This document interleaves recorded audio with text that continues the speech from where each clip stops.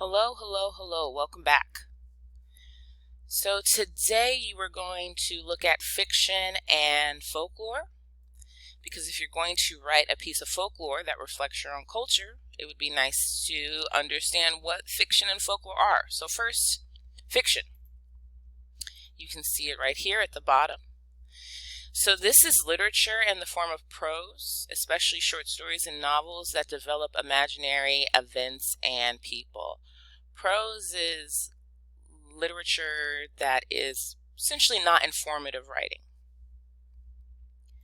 So when we're looking at fiction, there are many elements or concepts that are associated with fiction, but we're going to focus on these 6 today.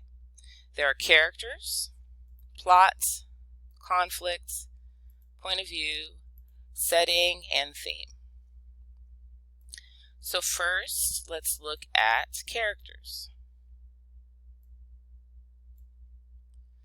So characters are or indicate a person, animal, or imaginary creature that takes part in the action of the story.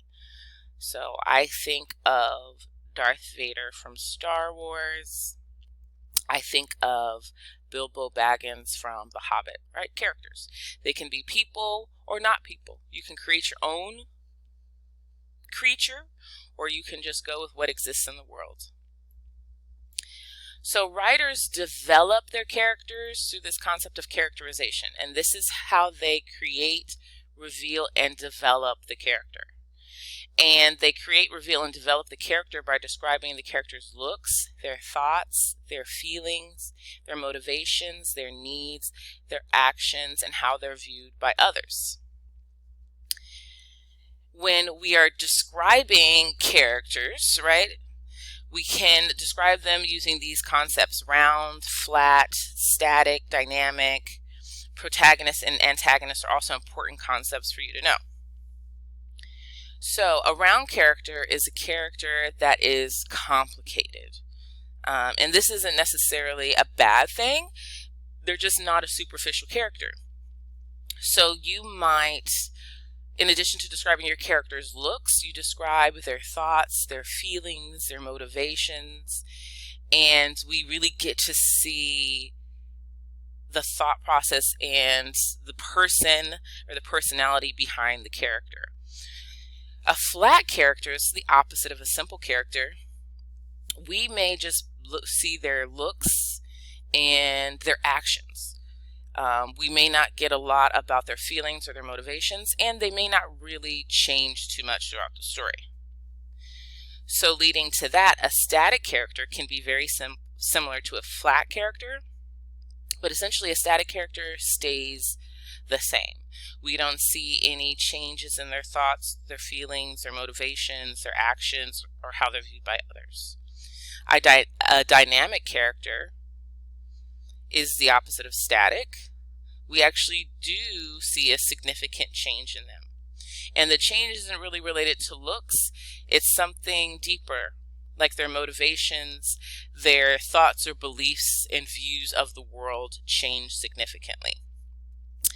And the author develops these characters, and develops them into being round, flat, static, or simple by focusing on these concepts and either keeping them the same or changing them by describing them in depth, the thoughts, the feelings, and motivations of a character, or just by simply stating that a character is the way they are, not giving a lot of background. So 2 other concepts that are important are protagonist and antagonist. The protagonist is the major character involved in the conflict of the story, and the antagonist works against the protagonist in the conflict. Often our protagonists are round and dynamic, and often we'll find our antagonists, especially in classic and simpler stories, the antagonist is flat and static, or static. Not too much is changing. But I'm sure we all know stories where we know more about the antagonists, right? So it all depends on you. Our next element is plot. So plot is essentially the events that make up the story. And we will go over these concepts later when we start to actually compose our story. But to review or to introduce, the first piece of plot we have is exposition. This is the part of the story where the setting and characters are introduced. Then we have rising action. This is typically when the conflict is introduced and events of the story start to pick up. The pace picks up, it gets more interesting and exciting. We have climax. This is essentially the turning point of the story when a lesson is learned or character changes. Then we have how the story ends, which is the resolution. Third is conflict. Conflict is the struggle between two opposing forces in a story. And actually, it doesn't have to be two. It could be multiple, but two keeps it simple. An internal conflict is a conflict or struggle within a character. So it's a character trying to change or develop personally. An external conflict is when a character struggles against an outside force. So this could be a person battling another person, a person in conflict with society, a person in conflict with an animal. Lots of different kinds of conflict. Think about which one you might use for your story. So we covered the first half: characters, plot, and conflict. Our next element is point of view. So point of view refers to the perspective from which the story is told. And this is really looking at the narrator, who the narrator is, and how they speak. There are two major points of view, and one is first person. So this is essentially when the narrator is a part of the story. They're going to be using words like I, me, or we. Another common form is third.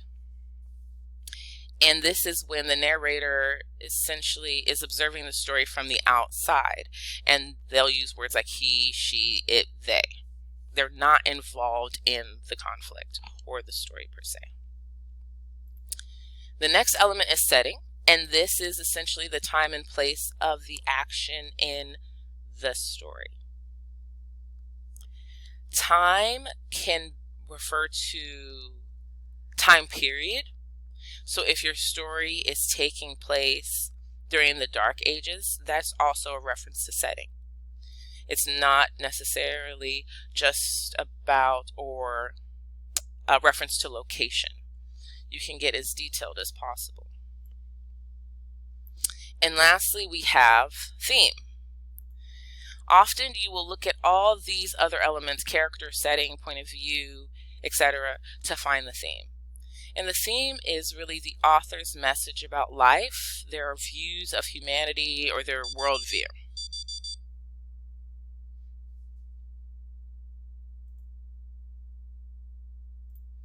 So there you have it. Elements of fiction, your definition of fiction, and get ready to look at different types of folklore and see how these different pieces or these different elements of fiction tie into what you learn about elements of folklore.